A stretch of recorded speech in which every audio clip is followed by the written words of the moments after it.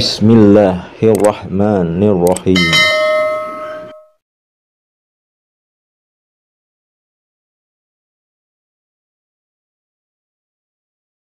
A'udzu billahi minasyaitonir rajim.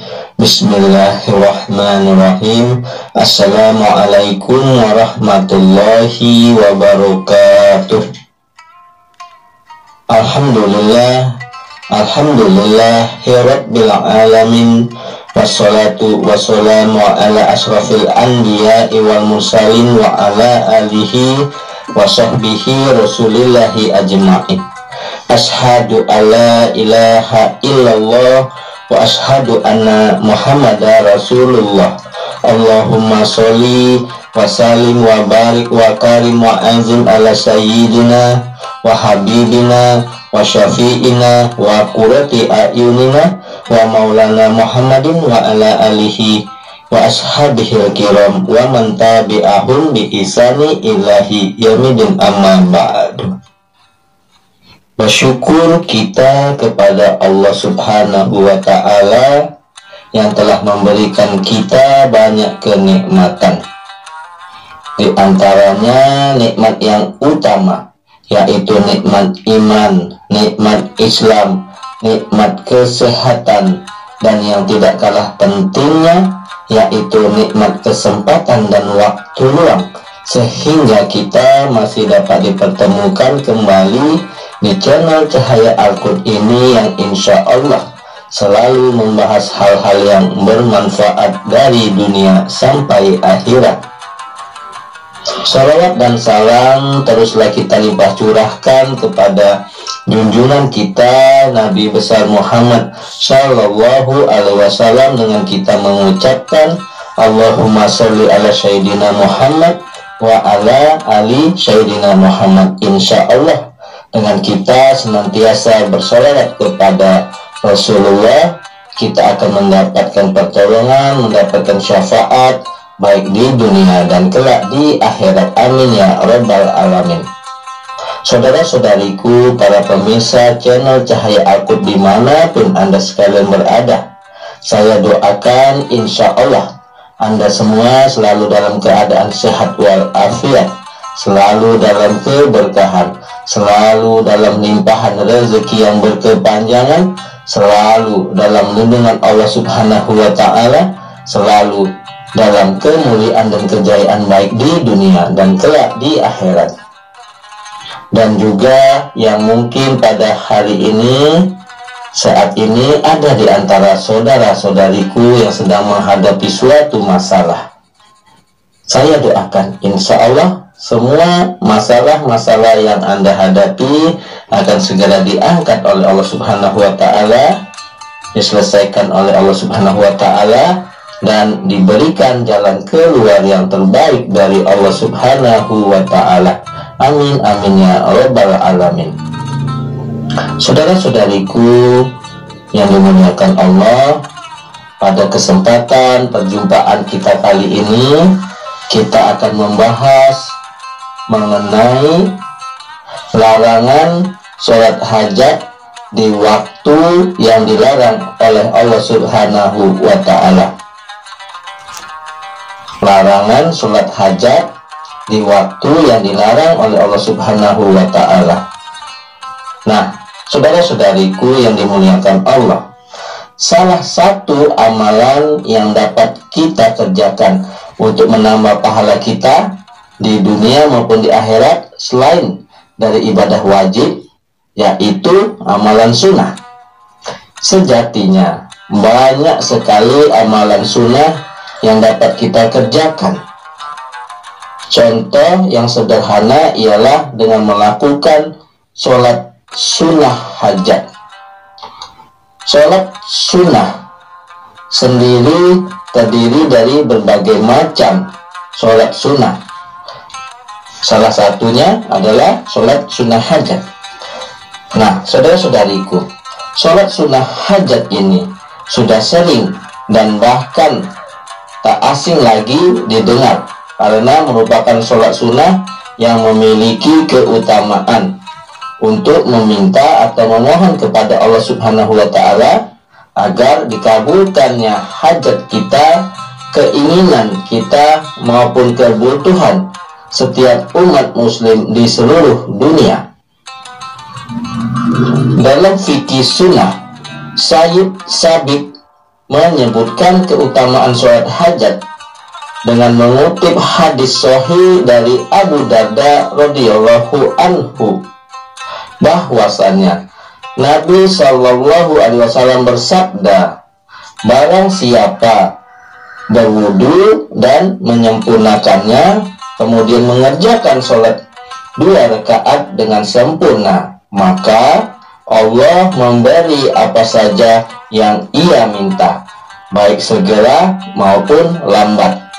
Hadis riwayat Ahmad.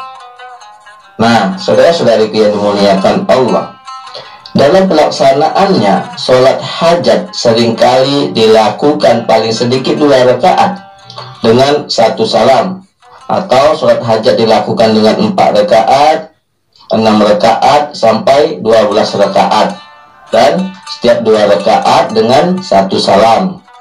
Waktu dalam melaksanakan sholat hajat yang baik bisa kita lakukan kapan saja, karena semua waktu itu baik jika dipergunakan untuk beribadah kepada Allah Subhanahu wa Ta'ala.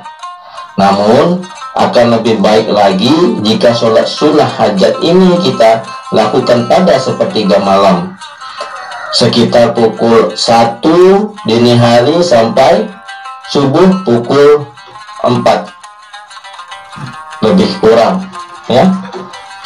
Jadi dari pukul 1 dini hari sampai masuknya waktu subuh. Jadi sejatinya berdoa pada jam-jam tersebut memiliki prioritas tersendiri dibanding waktu lainnya di mata Allah Subhanahu wa Ta'ala. Meskipun diperkenankan melaksanakan sholat sunnah kapan saja, namun tetap ada pengecualian beberapa waktu yang dilarang untuk sholat sunnah, khususnya sholat hajat.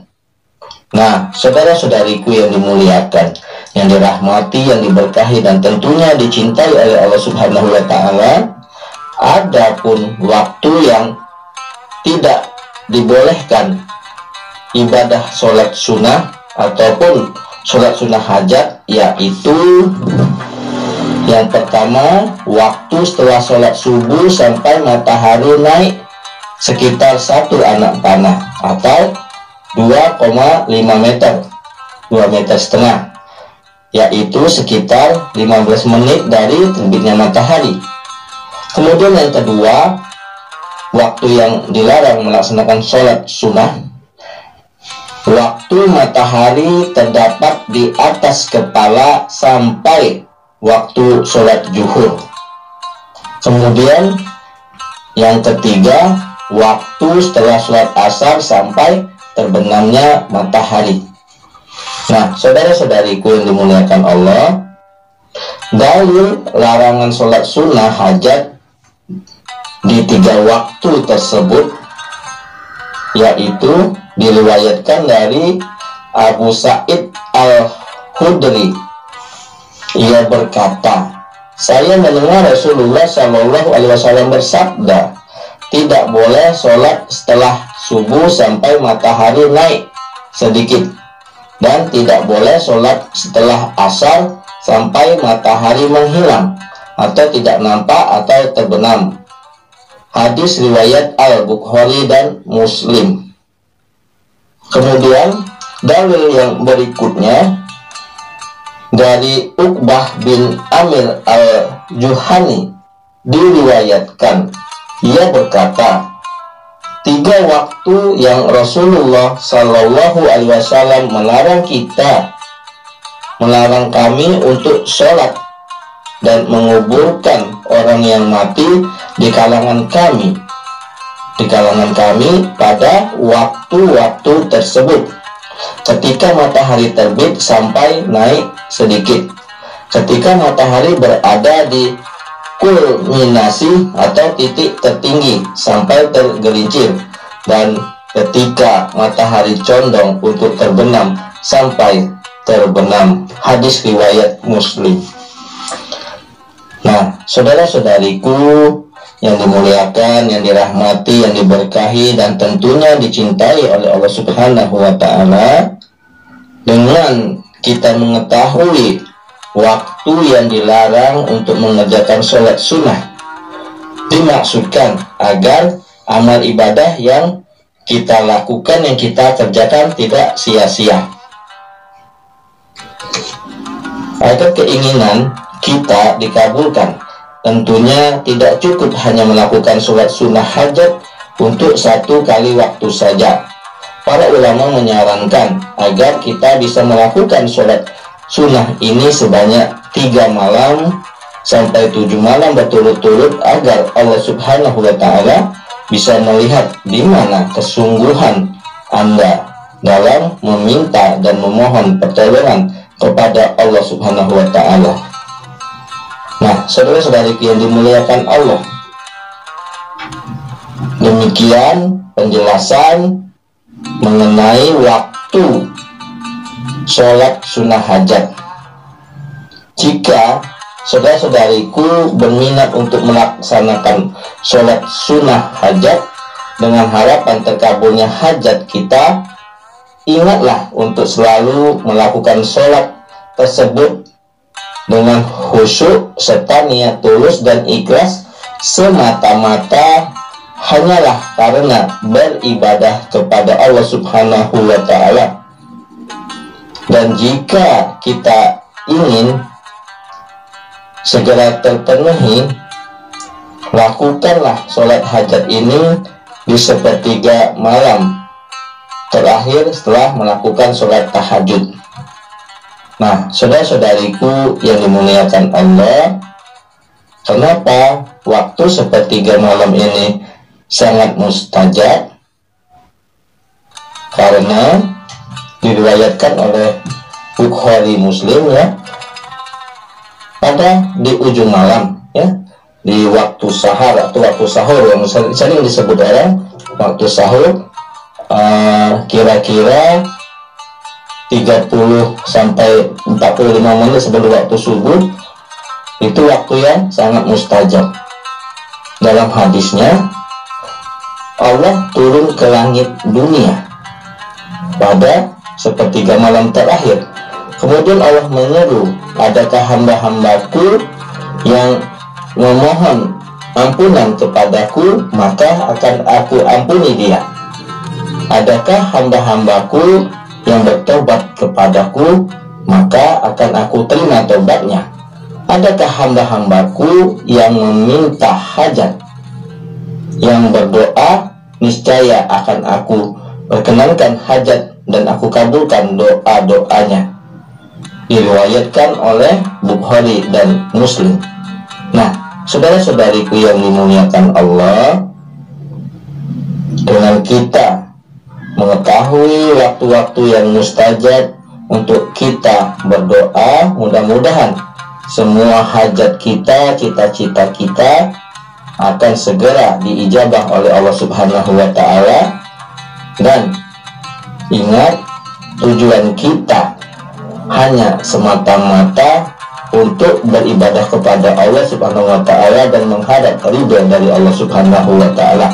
Maka kita simpulkan kembali mengenai larangan sholat sunnah di waktu yang dilarang oleh Allah Subhanahu wa Ta'ala, yaitu yang pertama, waktu setelah sholat subuh sampai matahari naik sekitar 1 anak panah atau 2,5 meter, yaitu sekitar 15 menit dari matahari terbit.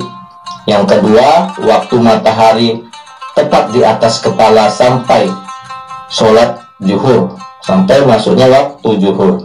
Dan yang ketiga, waktu setelah sholat asar sampai terbenamnya matahari. Mudah-mudahan dengan kita mengetahui larangan waktu untuk melaksanakan ibadah sholat sunnah, agar ibadah sholat sunnah yang kita kerjakan tidak sia-sia. Demikian yang dapat saya sampaikan. Adapun yang benarnya datangnya dari Allah, yang salah adalah kesilafan dari diri saya pribadi. Kepada Allah Subhanahu wa Ta'ala saya mohon ampun. Subhanakallahumma wa bihamdika asyhadu alla ilaha illa anta astaghfiruka wa atubu ilaik. Wallahu muwaffiq ila aqwamit thoriq. Sampai jumpa di video-video berikutnya yang insya Allah selalu membahas hal-hal yang bermanfaat dari dunia sampai akhirat. Wassalamualaikum warahmatullahi wabarakatuh.